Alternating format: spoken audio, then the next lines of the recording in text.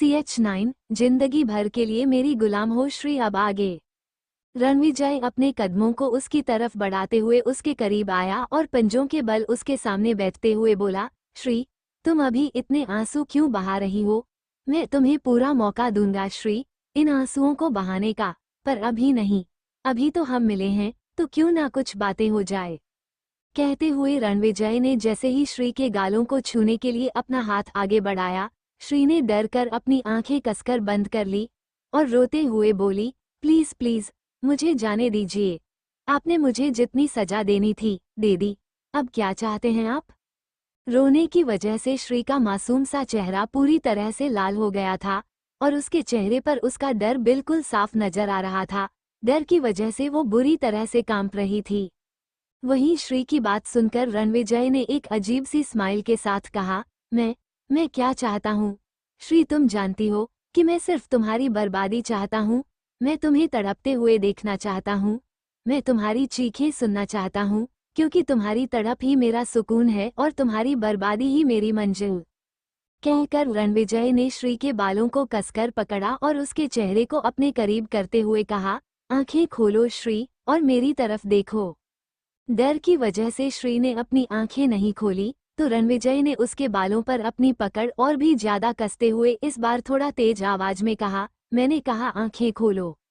रणविजय के ऐसा कहते ही श्री ने झटके से अपनी आंखें खोल दी और डरी हुई नजरों से वह रणविजय की आंखों में देख रही थी। रणविजय की आंखें इस वक्त गुस्से से लाल थीं और बहुत ही ज्यादा खतरनाक भी नजर आ रही थीं। अब दोनों ही दूसरे की आंखों में अलग अलग इमोशन के साथ देख रहे थे। जहां रणविजय की आंखों में काफी खतरनाक वाले इमोशन थे, वहीं श्री की आंखों में एक डर, एक खौफ नजर आ रहा था। जहां रणविजय की आंखें इस वक्त गुस्से से लाल थीं, वहीं श्री की आंखें डर और रोने से लाल हो चुकी थीं। रणविजय ने उसकी आंखों में देखते हुए कहा, तुमने जो वहां से भागकर एक और गुनाह किया है ना श्री, उसकी सजा भी तुम्हें जरूर मिलेगी। आज तुम्हारी वजह से मेरी शिवांगी मेरे पास नहीं है। आज जिस तरह से मैं उसके लिए तड़प रहा हूं ना, अब तुम भी तड़पोगी मेरी कैद में रहकर। कहकर रणविजय ने उसके बालों को पकड़ते हुए ही उसे खड़ा किया तो श्री अपने छोटे छोटे हाथों से रणविजय को मारने लगी। मुझे छोड़ दो, प्लीज मुझे छोड़ दो, कोई मुझे बचाओ, मेरी मदद करो। श्री अपनी मदद के लिए चिल्ला रही थी, पर रणविजय को उससे कोई फर्क नहीं पड़ रहा था। उसने श्री के बालों को कसकर पकड़ते हुए उसे लगभग घसीटते हुए रूम से बाहर ले आया। श्री अपनी मदद के लिए चिल्लाए जा रही थी, पर इतनी बड़ी हवेली में श्री की आवाज कौन सुनता। वैसे भी वहां के सर्वेंट भी वहां मौजूद नहीं थे और ये हवेली भी पूरी तरह से खाली थी। रणविजय उसका हाथ पकड़े हुए ही उसे सीढ़ियों से नीचे की तरफ लाने लगा। कुछ देर में रणविजय उसे हवेली से बाहर ले आया और अपनी गाड़ी की फ्रंट सीट पर उसे लगभग धकेल कर गाड़ी का डोर एक तेज आवाज के साथ बंद कर दिया और जल्दी से आकर ड्राइविंग सीट पर बैठ गया। श्री गाड़ी की विंडो पर हाथ मारते हुए मदद के लिए किसी को पुकार रही थी, प्लीज मेरी मदद करो, मुझे बचाओ, मुझे इनके साथ नहीं जाना। पर वहां कोई भी नहीं था जो श्री की मदद कर सके। श्री रोते हुए चिल्लाए जा रही थी, दादी दादी मुझे बचाइए, मुझे इनसे बचाइए दादी। वहीं रणविजय ने एक नज़र श्री की तरफ देखा और फिर गाड़ी स्टार्ट कर स्पीड के साथ आगे बढ़ा दी। पूरे रास्ते श्री रणविजय के सामने गिड़गिड़ा रही थी, उसे छोड़ देने की भीख मांग रही थी, पर रणविजय ने अब एक बार भी श्री तरफ नहीं देखा और सामने की तरफ देखते हुए फुल स्पीड के साथ गाड़ी ड्राइव करता रहा। उसके चेहरे के एक्सप्रेशन इस वक्त बहुत ही ज्यादा खतरनाक नजर आ रहे थे। तभी उनकी गाड़ी एक मंदिर के बाहर आकर रुकी। श्री ने विंडो से बाहर की तरफ देखा और फिर रणविजय की तरफ, जो अपनी सीट बेल्ट ओपन कर अपनी ड्राइविंग सीट से बाहर आ गया। श्री को समझ नहीं आया कि रणविजय उसे मंदिर क्यों लेकर आया है। तभी रणविजय ने उसकी साइड का डोर ओपन किया और एक बार फिर उसका हाथ पकड़कर उसे खींचकर बाहर निकाला। रणविजय के ऐसे खींचकर बाहर निकालने से श्री गिरते गिरते बची थी। वहीं रणविजय उसे लगभग घसीटते हुए अपने साथ मंदिर की सीढ़ियां चढ़ने लगा। ऊपर जाने के बाद श्री ने देखा कि मंदिर के बाहर ही एक मंडप तैयार किया हुआ था, जहां बैठा हुआ पंडित हवन की तैयारी कर रहा था। रणविजय ने श्री को फर्श की तरफ धकेलते हुए पंडित से कहा, पंडित तुम्हारे पास ज्यादा वक्त नहीं है, इसीलिए जितनी जल्दी हो सके इस शादी को कंप्लीट करो। पंडित ने जल्दी से अपना सिर हाँ में हिलाते हुए कहा, आप कन्या के साथ में यहीं बैठ जाइए, मैं अभी यह हवन शुरू करता हूँ। श्री उठकर वहां से जल्दी से भागने लगी। तभी रणविजय ने फुर्ती से उसका हाथ एक बार फिर से पकड़ लिया और उसके मुंह पर एक जोर का थप्पड़ लगाते हुए कहा, दोबारा यहाँ से भागने की कोशिश भी मत करना, समझी? चुपचाप यहाँ बैठो। श्री उससे अपना हाथ छुड़ाते हुए बोली, मुझे आपसे शादी नहीं करनी, आप मेरे साथ ऐसे जबरदस्ती नहीं कर सकते, छोड़ो मुझे। रणविजय ने गुस्से से उसके मुंह पर एक और थप्पड़ जड़ते हुए कहा, अपनी बकवास बंद करो, मैंने तुमसे पूछा नहीं है कि तुम्हें मुझसे शादी करनी है कि नहीं। अब एक शब्द तुमने अपने मुंह से निकाला तो तुम्हारी जबान खींच लूंगा। श्री कहकर रणविजय ने जबरदस्ती उसे हवन कुंड के सामने बैठा दिया। वहीं पंडित तो यह नजारा देखकर खुद ही घबरा गया। वो मन ही मन बोला, हे भगवान, यह मासूम सी बच्ची किस राक्षस के चंगुल में फंस गई है, भगवान इसकी रक्षा करना। पंडित में इतनी हिम्मत नहीं थी कि वो रणविजय का सामना कर सके, इसलिए वो चुपचाप ही मंत्र उच्चारण करने लगा। अब रणविजय श्री के बगल में ही बैठा हुआ था, उसका चेहरा इस वक्त एक्सप्रेशन लेस था, वहीं श्री उसके बगल में बैठे हुए ही सिसक रही थी। उसमें अब इतनी हिम्मत भी नहीं थी कि वो रो भी सके, उसके होठों के किनारे से खून बह रहा था। थप्पड़ मारने की वजह से उसके होठों पर कट लगने की वजह से दर्द भी हो रहा था और उसके नाजुक से गालों पर रणविजय की सख्त उंगलियों के निशान साफ नजर आ रहे थे। वो अपनी खाली आंखों से हवन की अग्नि को देख रही थी। वो समझ चुकी थी कि अब वो चाहकर भी रणविजय के चंगुल से नहीं बच सकती है। पंडित जल्दी जल्दी मंत्र उच्चारण करने लगा। कुछ ही देर में उसने रणविजय से कहा, फेरों के लिए खड़े हो जाइए। पंडित जी के ऐसा कहते ही रणविजय अपनी जगह से खड़ा हुआ, लेकिन श्री अभी भी वहां पर ऐसे ही बैठी हुई थी। रणविजय ने एक नज़र श्री की तरफ देखा और फिर श्री का हाथ पकड़कर उसे जबरदस्ती खड़ा करते हुए हवन कुंड के चारों तरफ फेरे लेने लगा। कुछ ही देर बाद उनके फेरे संपन्न हुए तो उसने वापस श्री को वहीं पर बैठा दिया। श्री तो किसी कठपुतली की तरह वो सब कर रही थी जो रणविजय उससे करवा रहा था। पंडित जी ने एक मंगलसूत्र रणविजय की तरफ बढ़ाते हुए कहा, यह मंगलसूत्र आप वधू के गले में डाल दीजिए। रणविजय ने वो मंगलसूत्र अपने एक हाथ से उठाया और उसे अजीब नजरों से देखते हुए कहा, यह मंगलसूत्र नहीं श्री, ये तुम्हारे गले का वो फंदा है जो जिंदगी भर तुम्हें मुझसे बांध कर रखेगा और तुम्हें हमेशा ये याद दिलाएगा कि तुम जिंदगी भर के लिए मेरी गुलाम हो। कहकर रणविजय ने वो मंगलसूत्र श्री के गले में बांध दिया। रणविजय की बातें सुनकर पंडित जी खुद पसीना पसीना हो रहे थे। उन्हें श्री के लिए बुरा भी लग रहा था, पर वो ये भी जानते थे कि वो चाहकर भी उस लड़की के लिए कुछ नहीं कर सकते, वरना सामने बैठा हुआ ये राक्षस उन्हें भी मौत के घाट उतार सकता है। फिर पंडित जी ने एक थाली में रखा हुआ सिंदूर रणविजय की तरह बढ़ाते हुए कहा, इससे कन्या की मांग भर दीजिए। रणविजय ने एक नज़र श्री की तरफ देखा, जो अभी भी बुत बनी बैठी हुई हवन कुंड की अग्नि को देख रही थी। उसे देखकर लग रहा था जैसे वो एक जिंदा लाश हो। रणविजय ने जब श्री को ऐसे देखा तो उसके होठों पर एक डेविल स्माइल आ गई। उसने थाली में रखा हुआ सिंदूर अपनी मुट्ठी में भरा और श्री की तरफ देखते हुए कहा, इस सिंदूर का लाल रंग तुम्हें हमेशा ही अपनी बर्बादी का रंग याद दिलाएगा और लाल रंग तो खून का भी होता है ना, तो जाहिर सी बात है सारी जिंदगी तुम मेरे साथ रहकर खून के आंसू बहाओगी। कहने के साथ ही रणविजय ने अपनी मुट्ठी में भरा हुआ सारा सिंदूर श्री के सिर पर लगा दिया। उसमें से कुछ सिंदूर श्री के चेहरे पर भी गिरा। इसी के साथ श्री की खाली आंखों से आंसू की बूंदें बहकर उसके गालों को भिगोने लगी और उसने कसकर अपनी आंखें बंद कर ली। जहां एक लड़की के लिए उसकी शादी एक खूबसूरत सपने की तरह होती है, वहीं श्री के लिए तो यह वो खौफनाक पल था जिसे वो कभी नहीं जीना चाहती थी। तभी पंडित जी की आवाज उनके कानों में आई, अब आप दोनों का विवाह संपन्न हुआ, आप दोनों अब पति पत्नी हुए। पंडित जी के ऐसा कहते ही रणविजय के चेहरे पर एक एविल स्माइल आई और उसने फिर श्री की तरफ देखते हुए कहा, शादी मुबारक हो बीवी। ये कहने के साथ ही रणविजय खड़ा हुआ और उसने श्री का हाथ पकड़कर उसे खींचकर खड़े करते हुए कहा, लो, बांध दिया तुम्हें अपने साथ एक ऐसे बंधन में जो तुम्हारे लिए सिर्फ घुटन के सिवा कुछ नहीं होगा। श्री अभी भी ऐसे ही बुत बने खड़ी हुई थी, जैसे अब उसमें जान भी ना बची हो। रणविजय ने उसके हाथों को कसकर पकड़ा और उसे एक बार फिर खींचकर अपने साथ लेकर जाने लगा। अगर अभी तक आपने हमारे चैनल को सब्सक्राइब नहीं किया है तो प्लीज सब्सक्राइब कर ले। CH10 बीवी या अब आगे। कुछ देर बाद रणविजय उसे वापस हवेली लेकर आया और उसका हाथ पकड़े हुए ही सीढ़ियां चढ़ने लगा, पर इस बार रणविजय उसे उसके रूम नहीं लेकर गया, बल्कि उसे दूसरे रूम में लेकर गया।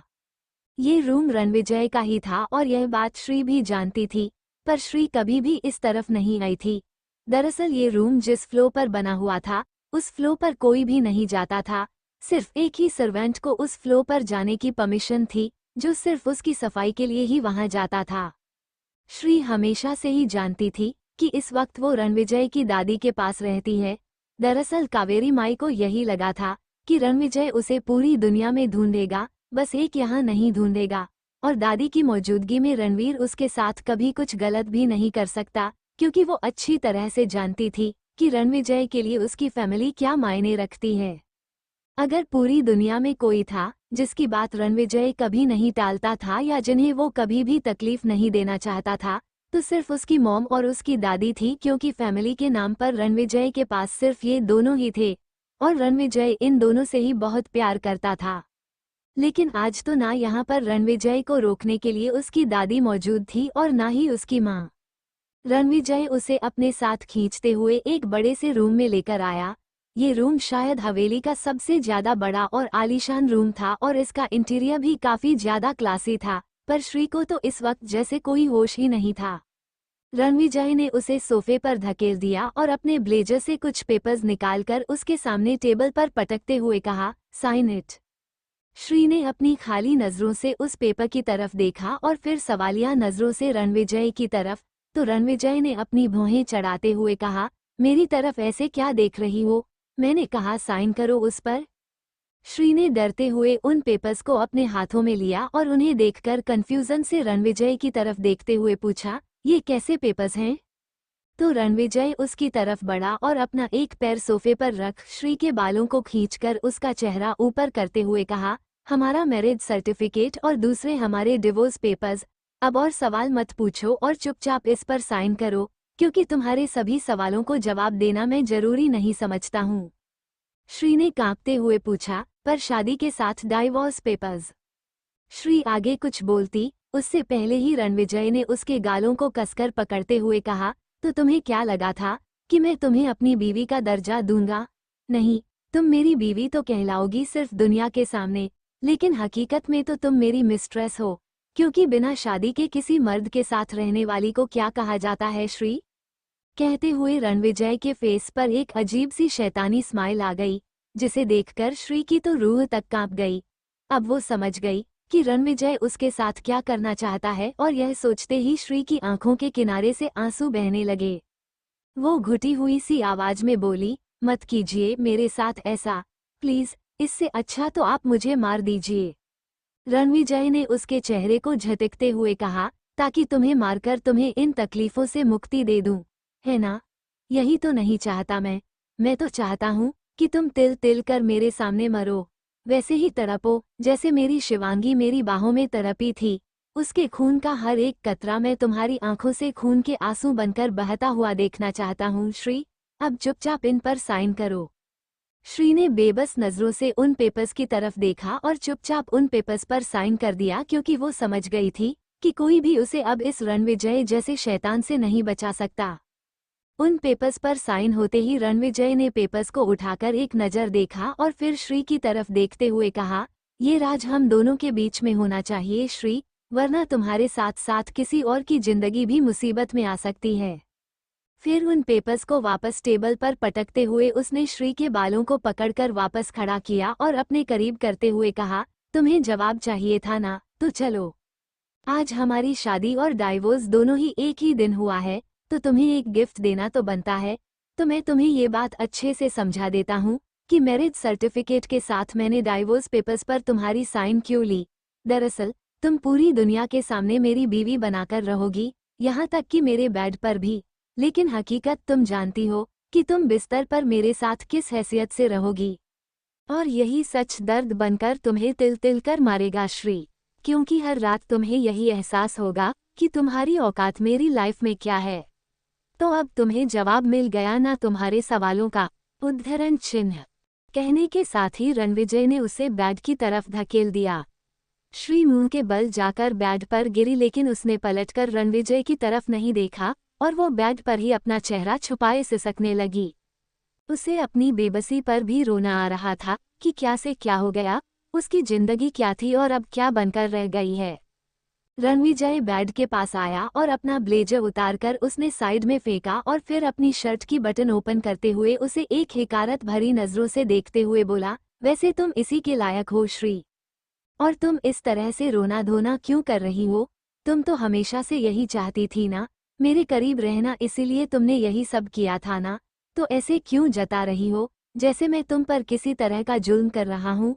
हाँ, ये बात अलग है कि तुम्हें वो सब वैसा नहीं मिल रहा जैसा कि तुमने सोचा था, पर चिंता मत करो, मैं हूं ना। मैं पूरी कोशिश करूंगा कि तुम्हारे साथ वो सब हो जिसके बारे में तुमने अपने खौफनाक सपने में भी नहीं सोचा हो।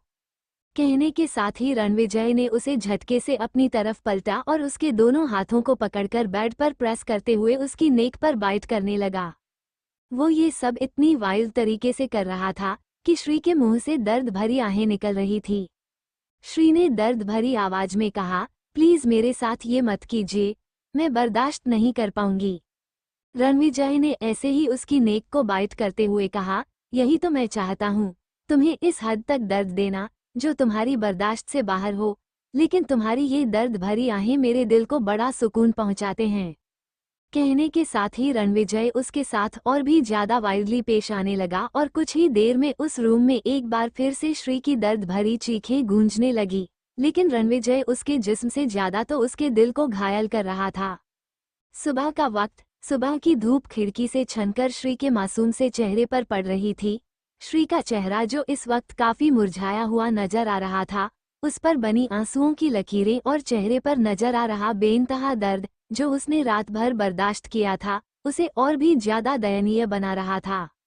आंखों पर सीधी धूप पड़ने से श्री ने कसमसा कर अपनी आंखें खोली।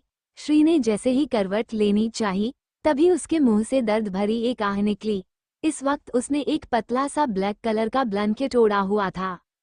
श्री ने मुश्किल से अपनी आंखें खोली और कुछ देर तक उस रूम के सीलिंग को देखने लगी। धीरे धीरे उसे कल रात का वो खौफनाक मंजर याद आने लगा। ये याद आते ही श्री ने घबराकर अपने बगल में देखा, जहां पर इस वक्त कोई भी मौजूद नहीं था। श्री को कल रात का सब कुछ याद आने लगा, जिसे याद कर श्री की आंखों के किनारे से एक बार फिर से आंसू बहने लगे। वो किसी तरह से हिम्मत कर ब्लैंकेट को पकड़कर बेड पर उठकर बैठ गई और हेडरेस्ट से टेक लगाए उसने पूरे रूम को एक नज़र देखा।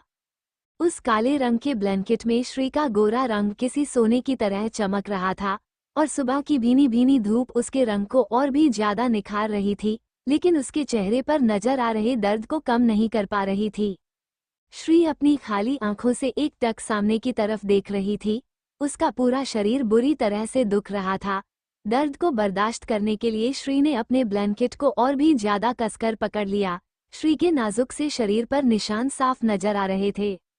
श्री किसी तरह बेड से उतरी, लेकिन फर्श पर कदम रखते ही एक दर्द की लहर उसकी पूरी बॉडी में दौड़ गई और वो लड़खड़ाकर दोबारा बेड पर बैठ गई।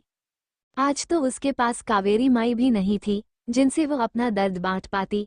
श्री ने कसकर अपनी आंखें बंद की और हिम्मत करके दोबारा खड़ी हुई और किसी तरह से धीरे धीरे कदम बढ़ाकर वो ड्रेसिंग के पास जाकर खड़ी हो गई। मिरर के सामने आकर उसे एक बार फिर से वही अक्स नजर आया, लेकिन वो अक्स उसके अतीत का नहीं, उसके प्रेजेंट टाइम का था, क्योंकि श्री के चेहरे पर बने रणविजय की उंगलियों के निशान, उसके होठों के किनारे पर लगा हुआ वो कट, उसकी होठों पर नजर आ रहे बाइट के निशान और उसकी पूरी बॉडी जिस पर जगह जगह रणविजय की गई बेरहमी के सबूत नजर आ रहे थे। श्री के हाथ उसके ब्लैंकेट से छूट गए और इसी के साथ वो ब्लैंकेट फर्श पर गिर गया। वो आंखों में आंसू लिए अपनी पूरी बॉडी को देख रही थी। उसका ये नाजुक सा जिस्म, जिसे देखकर ही लग रहा था कि इस नाजुक सी लड़की को कितनी बेरहमी के साथ ट्रीट किया गया था। खुद को इस हालत में देखकर श्री को तो अब खुद पर भी तरस आ रहा था। तभी उसे आज से 1 साल पहले की श्री उस मिरर में नजर आई, जिसके फेस पर वही दर्द भरी स्माइल थी। उसने श्री को देखते हुए कहा, कहा था ना तुमसे श्री, तुम चाहे कितनी भी कोशिश कर लो, तुम्हारी बुरी किस्मत कभी तुम्हारा पीछा नहीं छोड़ेगी। आखिरकार उसने तुम्हें एक बार फिर से ढूंढ लिया श्री, अब बोलो कैसे बचोगी उससे। देखो अपनी मांग में भरा ये सिंदूर और तुम्हारे गले में पड़ा हुआ यह मंगलसूत्र, जो किसी बेड़ी की तरह नजर आ रहा है। तुमसे तुम्हारा सपना, तुम्हारा सब कुछ तो उसने पहले ही छीन लिया था, अब तो तुम्हारा आत्मसम्मान भी उसने रौंद डाला। अपने अक्स की इस बात को सुनकर श्री के फेस पर भी वही दर्द भरी मुस्कान आ गई, जो उसके अक्स के चेहरे पर नजर आ रही थी। श्री ने अब एक शब्द भी नहीं कहा और अपने कदम वॉशरूम की तरफ बढ़ा दिए। वॉशरूम में जाकर श्री शावर के नीचे खड़ी हो गई और शॉवर ऑन कर दिया। शॉवर का पानी धीरे धीरे श्री की पूरी बॉडी को भिगो रहा था। वहीं श्री किसी बुत की तरह खड़ी भीग रही थी, लेकिन अब वो खुद को कंट्रोल नहीं कर पाई और उसके दिल का दर्द उसके आंसुओं के रूप में उसकी आंखों से बाहर बहने लगा। श्री वहीं फर्श पर बैठकर अब बेतहाशा रोए जा रही थी। वो चीख रही थी, वो चीख जो पता नहीं उसने कब से अपने दिल में दबा के रखी हुई थी। शायद ही कोई ऐसा इंसान होगा जो श्री को ऐसे टूटते बिखरते देखकर उसका दिल न कान पे। लेकिन कहते हैं ना कि आंसू के बहने की भी लिमिट होती है, और वो लिमिट श्री के लिए तो कब की पार हो चुकी थी। धीरे धीरे कर उसका रोना भी अब सिसकियों में बदल गया। श्री वहीं काफी देर तक शावर के नीचे घुटने मोड़ सिमटी हुई सी बैठी हुई थी। अब तो उसकी आंखों से आंसू बहने भी बंद हो गए थे। कुछ देर बाद वो खड़ी हुई और उसने शॉवर को बंद कर खुद को बाथरोब से लपेट लिया और वॉशरूम से बाहर आ गई। श्री जब वॉशरूम से बाहर आई तो तभी उसकी नज़र सोफे पर बैठे हुए रणविजय पर गई। रणविजय, जो इस वक्त सोफे पर एक पैर पर दूसरा पैर चढ़ाए अपने फोन में कुछ देख रहा था, उसने बिना किसी भाव के श्री की तरफ देखा। रणविजय को एक बार फिर अपने सामने देख श्री भी कुछ पल के लिए तो कांप सी गई, पर जल्दी उसने अपनी नज़रें रणविजय से फेर ली। रणविजय सोफे से खड़ा हुआ और उसने अपने कदम श्री की तरफ बढ़ा दिए। रणविजय को अपने पास आते देख श्री थोड़ी सी सहम गई और अपने कदम पीछे लेने लगी, लेकिन इससे पहले कि श्री और भी ज्यादा पीछे जा पाती, पीछे दीवार होने की वजह से वो सीधा दीवार से लगकर खड़ी हो गई। CH11, तुम्हें तो तुम्हारी रूह तक तोड़ना है मुझे। अब आगे डर की वजह से श्री ने अपने बाथरोब को कसकर अपनी मुट्ठी में भर लिया था और अपना सिर झुकाए लंबी लंबी सांस लेने लगी। रणविजय अब उसके सामने बिना किसी एक्सप्रेशन के खड़ा हुआ, उसकी हर एक हरकत को देख रहा था। वो साफ महसूस कर पा रहा था श्री की बॉडी की कंपन को। उसने अपना हाथ श्री को छूने के लिए आगे बढ़ाया, तभी श्री ने कसकर अपनी आंखें बंद कर ली। रणविजय की नज़र श्री की नेक पर बने बाइट के निशान पर थी, जो अब लाल से नीले पड़ चुके थे। उन्हें देखकर रणविजय की आंखों के भाव एकदम से गहरे हो गए। उसने अपना हाथ उन बाइट के निशान पर रख दिया और जैसे ही उसने उस जगह को अपने अंगूठे से प्रेस किया, श्री के मुंह से एक दर्द भरी सिसकारी निकली। उसे उस जगह बहुत ही दर्द महसूस हो रहा था, लेकिन रणविजय के डर से वो कुछ भी रिएक्ट नहीं कर रही थी। किसी तरह से उसने अपने आंसू कंट्रोल किए हुए थे। शायद यही रिएक्शन रणविजय को पसंद नहीं आया, इसीलिए उसने एक बार फिर से उसे और भी ज्यादा तेज प्रेस किया, जिस वजह से श्री ने उसके हाथ को अपने दोनों हाथों से थाम लिया और नम आंखों से उसकी तरफ देखने लगी, जैसे उसे रिक्वेस्ट कर रही हो कि वो ऐसा ना करे। रणविजय ने अपना हाथ उस जगह से नहीं हटाया तो श्री बहुत ही ज्यादा कातर आवाज में बोली, प्लीज मुझे छोड़ दीजिए, मुझे दर्द हो रहा है। रणविजय ने श्री के चेहरे की तरफ झुकते हुए कहा, मैं यही तो सुनना चाहता था, तुम्हारी दर्द भरी आहें। फिर उस जगह से हाथ हटाते हुए कहा, जाकर चेंज कर लो क्योंकि अब तुम्हें वापस वहीं जाना है श्री, जहां सारी जिंदगी के लिए तुम कैद रहने वाली हो। जैसे ही वो वहां से जाने के लिए पलटा, श्री ने हिम्मत करते हुए पूछा, पर दादी, दादी को क्या कहेंगे आप? वो 2 दिन बाद वापस आने वाली है और वो मुझे यहाँ नहीं देखेंगी तो परेशान हो जाएगी। श्री की बात सुनकर रणविजय के बढ़ते कदम रुक गए और उसने एक बार फिर पलटकर श्री की तरफ देखा और उसके जबड़े को कसकर पकड़ते हुए उसे दीवार से लगाते हुए उसकी आंखों में देखते हुए कहा, मेरी फैमिली में किसी की भी फिक्र करने की जरूरत तुम्हें नहीं है। और एक बात कान खोल कर सुन लेना कि तुम्हारी वजह से मेरी फैमिली में किसी को भी कोई तकलीफ नहीं होनी चाहिए, वरना तुम्हें उससे भी कहीं ज्यादा तकलीफ मिलेगी। और क्या कहा तुमने कि दादी को क्या जवाब दूंगा, है ना? तो सुनो, दादी को क्या जवाब देना है, या फिर मेरी माँ को क्या जवाब देना है वो सब मैं देख लूंगा। तुम सिर्फ वही करो जो करने के लिए मैंने तुमसे कहा है, समझी?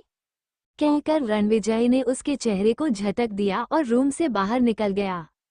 श्री ने उसे अपनी नम आंखों से जाते हुए देखा और फिर अपने आंसू पोंछकर चेंजिंग रूम की तरफ बढ़ गई, लेकिन रणविजय के रूम में भला श्री के कपड़े कहाँ से आते? श्री ने कबर्ड खोलकर देखा तो वहां सिर्फ रणविजय के ही कपड़े टिंगे हुए थे, जिनमें ज्यादातर शर्ट ही थी। अब श्री ने गहरी सांस ली और वो भी रूम से बाहर निकल गई। दरअसल वो अपने रूम में जाकर ही कपड़े चेंज करना चाहती थी। अपने रूम में आकर श्री कुछ पल के लिए बेड पर ही बैठ गई। तभी श्री के दिमाग में कुछ आया और वो खुद से बोली, मुझे ये बात दादी को बतानी होगी, क्योंकि एक दादी ही है जो मुझे इनसे बचा सकती है। हाँ, मैं दादी को सब बताऊंगी। सोचकर श्री ने आसपास अपना फोन ढूंढा। उसे अपना फोन सामने टेबल पर रखा हुआ ही मिल गया था। शायद सुबह सफाई के दौरान एक सर्वेंट उसके फोन को यहाँ रख गया होगा। श्री ने जल्दी से जाकर अपना फोन उठाया और सोफे पर बैठकर जैसे ही दादी का नंबर डायल करने लगी, तभी उसके दिमाग में रणविजय की धमकी घूमने लगी, तुम्हारी वजह से मेरी फैमिली को किसी तरह की तकलीफ नहीं होनी चाहिए, वरना इससे कई गुना ज्यादा तकलीफ तुम्हें बर्दाश्त करनी होगी।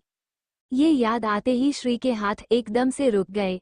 फिर उसने खुद से ही कहा, पर मैं दादी को क्या बताऊंगी कि उनका पोता मेरे साथ क्या कर रहा है, और वैसे भी अगर मैंने दादी को इस बारे में बताया तो उनका दिल टूट जाएगा।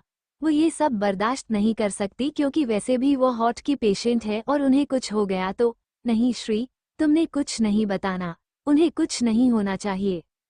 सोचकर श्री ने गहरी सांस ली और फोन को साइड में रखकर चेंज करने के लिए चेंजिंग रूम में चली गई।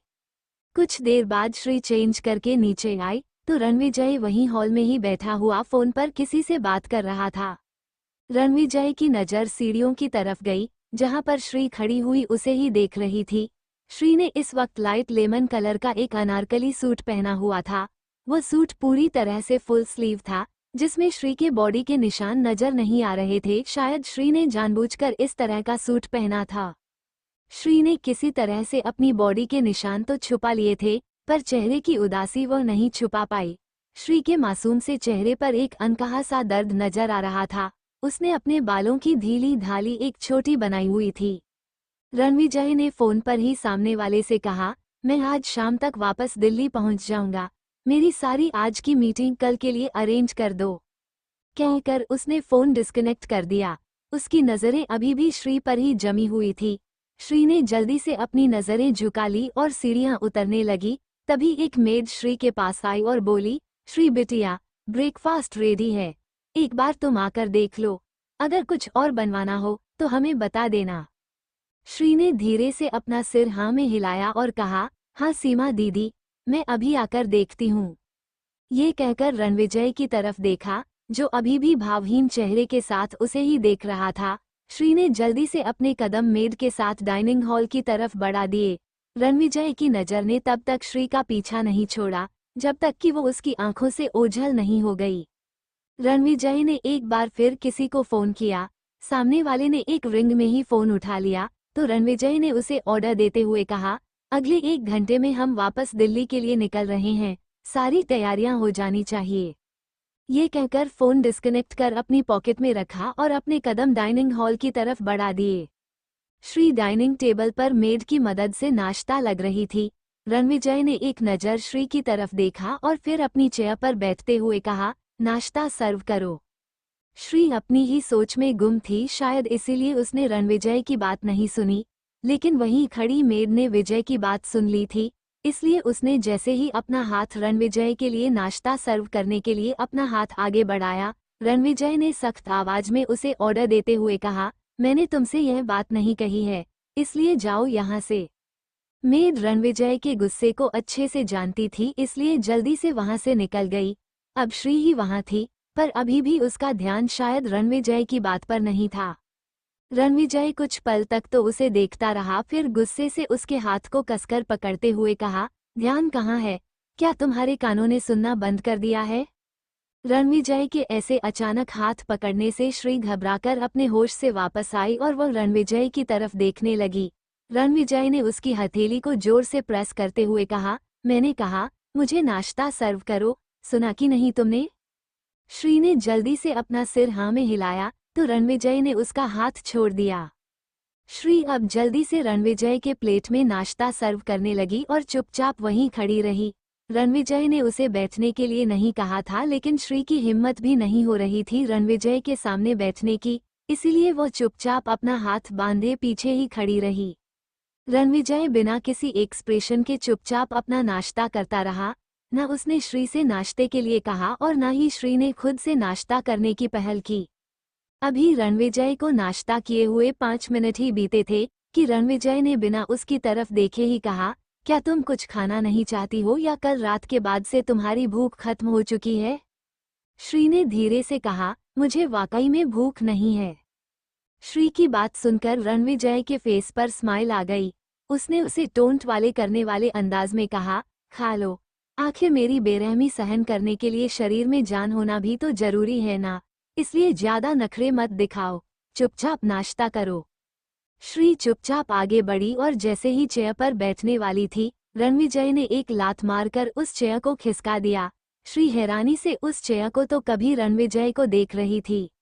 रणविजय ने अपनी नजर उठाकर श्री की तरफ देखा और कहा, तुम्हारी इतनी औकात नहीं है श्री कि तुम मेरे साथ बैठकर नाश्ता करो, तुम्हारी औकात फर्श पर बैठने की है तो वहीं बैठो। श्री ने आसपास देखा कि उसकी यह हरकत किसी और ने देखी तो नहीं। तभी रणविजय ने दोबारा नाश्ता करते हुए कहा, कोई नहीं है यहाँ पर, इसलिए तुम्हें यहाँ मेरी बीवी बनने का ड्रामा करने की जरूरत नहीं है। तुम्हें याद है ना, मैंने क्या कहा कि तुम दुनिया वालों की नज़र में मेरी बीवी हो, लेकिन अकेले में। रणविजय एक अजीब सी हंसी हंसा, लेकिन रणविजय की यह हंसी श्री के सीने में जैसे किसी खंजर की तरह चुभ रही थी। उसकी आंखों में एक बार फिर से नमी आने लगी, लेकिन उसने अपनी नमी को आंसू के रूप में बहने नहीं दिया और चुपचाप एक प्लेट में अपने लिए नाश्ता उठाकर नीचे फर्श पर ही बैठ गई और धीरे धीरे नाश्ता करने लगी। इस वक्त उसने अपना सिर झुकाया हुआ था, लेकिन उसका दिल इस समय बहुत ही ज्यादा दर्द में था। वो अपनी आंखों की नमी भले ही रणविजय को नहीं दिखाना चाहती थी, लेकिन उसके आंसू भी शायद बहुत ही ज्यादा जिद्दी थे, जो उसकी आंखों से बहने ही लगे और वह बहकर श्री के खाने की प्लेट में ही गिर रहे थे। पर श्री किसी तरह से खुद को कंट्रोल किए चुपचाप नाश्ता कर रही थी। रणविजय अपनी जगह बैठे हुए नाश्ता करते वक्त उसी को ही देख रहा था। उसे देखते हुए रणविजय ने मन ही मन कहा, ये तो शुरुआत है श्री, तुम्हें तो तुम्हारी रूह तक तोड़ना है, मुझे इस कदर तोड़ूंगा तुम्हें कि जिंदगी भर तुम्हें खुद के जिंदा रहने पर भी अफसोस होगा। कुछ देर बाद वो लोग दिल्ली के लिए निकल गए। श्री चुपचाप फ्रंट सीट पर बैठे हुए बाहर की तरफ देख रही थी। उसे देखकर ही लग रहा था जैसे उसकी सारी उम्मीदें अब खत्म हो चुकी हों। कुछ भी तो नहीं बचा था उसमें, न किसी तरह की उम्मीद, न किसी तरह के सपने और न ही किसी तरह की चाह। रणविजय बिना उसकी तरफ देखे ही गाड़ी ड्राइव कर रहा था। दिल्ली। नायरा कादम्बरी जी के पास बैठी हुई खुशी से बोली, आप सच कह रही है आंटी, रणविजय शादी के लिए मान गया है? तो कादम्बरी जी ने चहकते हुए कहा, अरे मैं तुमसे झूठ क्यों बोलूंगी नायरा, मैंने कल खुद उससे बात की थी और उसने ही मुझे कहा था कि वह मुझे बहू लाकर देगा। तो सीधी सी बात है, वह तुम्हारी ही बात कर रहा था। और तुम्हें पता है आज वह वापस लौट रहा है। उसका अभी कुछ देर पहले फोन आया था, बस उसके आते ही मैं तुम दोनों की एंगेजमेंट की बात कर लूंगी और डेट भी फिक्स कर दूंगी। अब मैं इस काम में बिल्कुल देर नहीं करना चाहती हूँ। कादम्बरी जी की बात सुनकर नायरा के दिल में तो लड्डू फूट रहे थे। उसने तो मन ही मन अपनी एंगेजमेंट की ड्रेस भी फिक्स कर ली थी कि वो अपने एंगेजमेंट पर कैसे रेडी होगी। अब तो उसे बेसब्री से रणविजय के लौटने का इंतजार था। तभी एक मेड जल्दी से भागते हुए अंदर आई और हंसते हुए बोली, मालकिन, छोटे मालिक आ गए हैं। ये सुनते ही कादम्बरी जी और नायरा दोनों ने ही आंखों में चमक लिए एक दूसरे की तरफ देखा। नायरा से तो अब एक पल के लिए भी इंतजार नहीं हो रहा था। तभी उसे मेन एंट्रेंस से रणविजय अंदर आता हुआ नजर आया। नायरा तो जल्दी से खड़ी हुई और भागकर रणविजय के गले लग गई। नायरा के ऐसे अचानक से गले लगने से रणविजय कुछ पल के लिए तो चौंक गया। फिर नायरा को खुद से दूर करते हुए कहा, नायरा क्या हुआ, और तुम ऐसे मेरे गले क्यों लग रही हो? तो नायरा की जगह कादम्बरी जी ने जवाब देते हुए कहा, रणविजय, अब खुशखबरी है तो खुशी में गले लगा तो बनता है ना। वैसे बेटा, तुम नहीं जानते कि तुम्हारी इस बात से मैं भी कितना खुश हूँ। हम तो बेसब्री से कब से तुम्हारे आने का इंतजार कर रहे थे। कहते हुए कादम्बरी जी अपनी व्हीलचेयर रोल करते हुए रणविजय के पास आकर खड़ी हो गई। रणविजय ने आगे जाकर झुककर कादम्बरी जी के पैर छुए तो कादम्बरी जी ने प्यार से रणविजय के माथे को चूमते हुए कहा, खुश रहो बेटा, तुम नहीं जानते कि तुमने मुझे कितनी बड़ी खुशी दी है। बस अब मैं बिल्कुल देर नहीं करूंगी तुम्हारी शादी की डेट फिक्स करने में।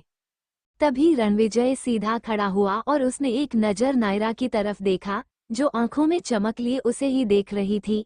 नायरा जल्दी से आकर कादम्बरी जी के पास खड़ी हो गई तो रणविजय ने गहरी सांस लेकर अपनी माँ से कहा, माँ, शादी की डेट फिक्स करने की कोई जरूरत नहीं है। रणविजय की बात सुनकर नायरा और कादम्बरी जी दोनों के चेहरे की स्माइल एकदम से गायब हो गई और दोनों कंफ्यूजन से रणविजय को देखने लगी। नायरा का दिल तो जैसे जोर जोर से धड़क रहा था, इस डर से कि कहीं रणविजय एक बार फिर से शादी की बात से पलट तो नहीं गया है। कादम्बरी जी ने रणविजय का हाथ पकड़ते हुए कहा, रणविजय, ये तुम क्या कह रहे हो?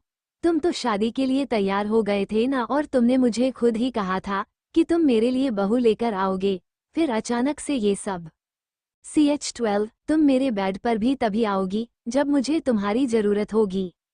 अब आगे। रणविजय ने अपनी माँ के दोनों हाथों को पकड़ते हुए कहा, हाँ, मैंने गलत नहीं कहा था मॉम कि मैं आपके लिए बहू लेकर आऊंगा, बल्कि मैं तो आपके लिए बहू लेकर आ चुका हूँ। रणविजय की बात सुनकर कादम्बरी जी एकदम से अवाक रह गई। वहीं नायरा के तो चेहरे का रंग ही उड़ गया। तभी रणविजय ने एक तेज आवाज में कहा, अंदर आ जाओ। रणविजय के ऐसा कहते ही श्री धीमे धीमे कदमों से अंदर आई। रणविजय ने एक नज़र श्री की तरफ देखा और अपनी माँ से कहा, ये रही आपकी बहू, मैं इसी की बात कर रहा था। नायरा और कादम्बरी जी दोनों की ही नज़रें एक साथ श्री पर जाकर ठहर गई। जहां कादम्बरी जी सवालिया नज़रों से श्री को देख रही थी, वहीं श्री को देखकर नायरा का चेहरा गुस्से से लाल हो गया। वो किसी तरह से अपनी मुट्ठियों को भींचते हुए अपने गुस्से पर कंट्रोल कर रही थी, क्योंकि वो साफ देख पा रही थी श्री की मांग में भरा हुआ सिंदूर और गले में पहना हुआ मंगलसूत्र। कादम्बरी जी ने हैरानी से पूछा, रणविजय, ये तो श्री है ना, शिवांगी की बहन, तुमने इससे शादी कर ली? वहीं नायरा अपने गुस्से पर कंट्रोल नहीं कर पाई। उसने गुस्से से रणविजय से पूछा, तुम इससे शादी कैसे कर सकते हो रणविजय? तुम जानते हो ना, इसकी वजह से शिवांगी इस दुनिया में नहीं है और तुमने इससे शादी कर ली। रणविजय ने बिना किसी भाव के नायरा से कहा, मुझे तुम लोगों को अपनी शादी की न्यूज़ देनी थी, वो मैंने दे दी। अब इसके आगे के सवालों के जवाब मैं किसी को भी देना जरूरी नहीं समझता हूँ। और नायरा, इतना तो तुम जान चुकी हो ना कि मेरी शादी अब श्री से हो चुकी है, तो मुझे नहीं लगता कि तुम्हें मुझसे शादी करने के सपने देखने चाहिए, इसलिए अपने सपनों को यहीं पर ही रोक लो। नायरा ने आंसू भरी नज़रों से कादम्बरी जी की तरफ देखा। कादम्बरी जी अब बेबस नज़रों से नायरा को देख रही थी। इससे पहले कि कादम्बरी जी नायरा से कुछ कहती, नायरा जल्दी से वहां से भागकर बाहर चली गई, लेकिन जाते जाते कुछ पल के लिए श्री के बगल में खड़ी हो गई और नफरत भरी नज़रों से उसे देखने लगी। श्री ने अभी भी अपनी नज़रें झुका रखी थी, लेकिन नायरा की नफरत भरी तपिश को वो खुद पर महसूस कर पा रही थी। नायरा ने अपने कदम बाहर की तरफ बढ़ा दिए। वहीं कादम्बरी जी उसे आवाज देती रह गई, नायरा, मेरी बात सुनो बेटा, ऐसे रो कर मत जाओ यहाँ से। रणविजय ने अपनी माँ से कहा, उसे जाने दो मॉम, आज नहीं तो कल उसे ये सच एक्सेप्ट करना ही होगा, अब उसका मेरे साथ कोई फ्यूचर नहीं है। कहकर रणविजय ने थोड़ी दूरी पर खड़ी हुई श्री की तरफ देखा और काफी रुड तरीके से कहा, और तुम वहां खड़ी खड़ी क्या कर रही हो? क्या तुम्हें नहीं लगता है कि तुम्हें आकर अपनी सास का आशीर्वाद देना चाहिए? कादम्बरी जी को अपने बेटे के ऐसे बोलने पर थोड़ी हैरानी भी हुई कि वो अपनी नई नवेली पत्नी के साथ ऐसे कैसे बात कर सकता है। वहीं श्री रणविजय की बात सुनकर धीमे कदमों से चलते हुए कादम्बरी जी के पास आई और झुककर उनके पैरों को छू लिया। अब जो कुछ भी था, कादम्बरी जी के लिए तो श्री ही उनकी बहू थी, इसलिए उन्होंने श्री के हाथ सिर पर अपना हाथ रखा, लेकिन कहीं ना कहीं वो इस बात से डिसअपॉइंट भी थी कि उनके बेटे की वजह से नायरा का दिल टूट गया था। फिर उन्होंने रणविजय से कहा, रणविजय, मेरे रूम में आओ, मुझे तुमसे बात करनी है। कहकर कादम्बरी जी व्हीलचेयर के सहारे अपने रूम की तरफ चली गई। रणविजय ने एक नज़र श्री की तरफ देखा और कहा, जब तक मैं लौटकर न आऊं, यहीं खड़ी मिलना, बैठने के बारे में सोचना भी मत। कहकर रणविजय अपनी माँ के साथ रूम की तरफ चला गया। श्री वहीं पर खड़ी हुई रणविजय के लौटने का इंतजार करने लगी। कुछ देर बाद कादम्बरी जी के रूम में, रणविजय, ये सब अचानक से, और तुमने श्री से शादी की, जबकि तुम जानते हो ना कि श्री की वजह से ही शिवांगी आज तुम्हारे साथ नहीं है। मुझे कुछ समझ नहीं आ रहा रणविजय कि तुम आखिर करना क्या चाहते हो, और श्री ही क्यों? तुम्हें अगर नायरा से शादी नहीं करनी थी तो तुम किसी और से कर सकते थे, पर श्री? रणविजय, जो रूम की बड़ी सी विंडो के सामने खड़ा हुआ बाहर की तरफ देख रहा था, उसने बिना अपनी माँ की तरफ देखे ही कहा, मॉम, आपको बहू चाहिए थी, मैंने आपको बहू लाकर दी, लेकिन इससे ज्यादा आप मुझसे कोई सवाल मत पूछो। ये क्यों हुआ, कैसे हुआ, कब हुआ? कादम्बरी जी अपनी व्हीलचेयर खिसकाते हुए उसके पास गई और रणविजय का हाथ पकड़ते हुए बोली, रणविजय, मेरे सामने देखकर जवाब दो, क्या छुपा रहे हो मुझसे? कहीं ऐसा तो नहीं कि तुम शिवांगी की वजह से श्री को किसी तरह की सजा?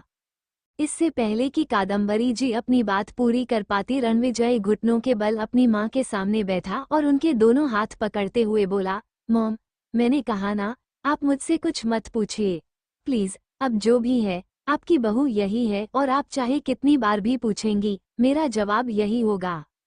फिर खड़े होते हुए कहा, मुझे अब वापस अपने मेंशन जाना चाहिए। ये कहकर उसने अपने कदम आगे बढ़ाए। कादम्बरी जी ने उसे रोकते हुए कहा, रणविजय रुको, तुम क्या मेंशन में जाकर रहने वाले हो? तो रणविजय ने पीछे पलटकर अपनी माँ की तरफ देखा और कहा, हाँ मॉम, मैं श्री के साथ अपने मेंशन में ही रहूंगा, यहाँ नहीं। तो कादम्बरी जी ने कहा, पर क्यों बेटा? ठीक है, तुमने श्री से शादी कर ली और मैंने इस बात को एक्सेप्ट भी कर लिया, पर तुम यहाँ भी तो रह सकते हो ना? रणविजय ने इस बात का कोई जवाब नहीं दिया तो कादम्बरी जी ने एक गहरी सांस ली और फिर रणवीर से कहा, ठीक है, मत रहो यहाँ पर, लेकिन आज रात तुम यहाँ रुक सकते हो ना? अब चाहे जो भी है, श्री मेरी बहू है और वो पहली बार अपने ससुराल आई है, तो मैं चाहती हूँ कि तुम दोनों आज रात का डिनर मेरे साथ करो। क्या अब तुम इतनी सी बात भी नहीं मानोगे मेरी? रणविजय ने गहरी सांस लेते हुए कहा, ओके, मैं आज रात यहीं रुकने वाला हूँ, पर कल सुबह होते ही मैं श्री के साथ मेंशन चला जाऊंगा और तब आप मुझे नहीं रोकेंगी। कादम्बरी जी ने अब उसकी बात पर कुछ भी नहीं कहा। रणविजय रूम से बाहर निकल गया। श्री अभी भी वहीं हॉल में उसी जगह खड़ी हुई थी जहां पर रणविजय उसे छोड़कर गया था। रणविजय ने एक नज़र उसकी तरफ देखा और फिर उसे इग्नोर करते हुए अपने कदम सीढ़ियों की तरफ बढ़ा दिए। श्री ने उसे सीढ़ियों की तरफ जाते हुए देखा और मन ही मन सोचा, क्या उसे भी रणविजय के साथ जाना चाहिए या यहीं खड़े रहना चाहिए? उद्धरण चिन्ह। वो अभी यही सब सोच ही रही थी कि तभी उसके कानों में कादम्बरी जी की आवाज आई, श्री, तुम यहाँ क्यों खड़ी हो? कादम्बरी जी की आवाज पूरी तरह से सपाट थी, जिसमें किसी भी तरह का कोई भाव नहीं था। श्री ने कादम्बरी जी की तरफ देखा जो बिना किसी भाव के श्री को देख रही थी। वह मैं, श्री कुछ कहती उससे पहले ही कादम्बरी जी ने उसे गौर से देखते हुए अपना दूसरा सवाल पूछा, वैसे एक बात बताओ श्री, रणविजय ने तुमसे शादी क्यों की? क्या इसमें तुम्हारी भी कोई मर्जी शामिल थी? कादम्बरी जी का सवाल सुनकर श्री ने अपनी नजरें झुका ली।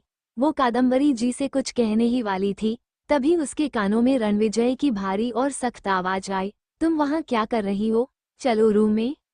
श्री ने एक नज़र कादम्बरी जी की तरफ देखा और सीढ़ियों की तरफ बढ़ गई। अब वो रणविजय के पीछे चुपचाप चल रही थी। उसने अपने दुपट्टे को अपनी उंगलियों में फंसाया हुआ था और वो उसे ही अपनी उंगलियों में उलझाते हुए चल रही थी, जैसे वो दुपट्टा नहीं उसके मन के उलझे हुए विचार हों। कुछ देर बाद रणविजय एक रूम के अंदर चला गया, लेकिन श्री की हिम्मत उस रूम के अंदर जाने की नहीं हो रही थी। वो अभी भी बाहर खड़ी खड़ी कुछ सोच रही थी कि तभी रूम का डोर एक बार फिर से खुला और एक मजबूत हाथ बाहर की तरफ आया और श्री की नाजुक सी कलाई को पकड़कर उसे झटके से अंदर खींच लिया, जिससे श्री की हड़बड़ाहट में एक चीख निकल गई। रणविजय ने रूम का डोर बंद कर उसे दरवाजे से सटाया और अपनी खतरनाक नजरों से उसे घूरते हुए कहा, क्या बोलने वाली थी नीचे तुम मॉम को? बोलो, तुम्हें मना किया था ना किसी को कुछ मत बताना। श्री ने हकलाते हुए कहा, नहीं, वो मैं कुछ नहीं कहने वाली थी।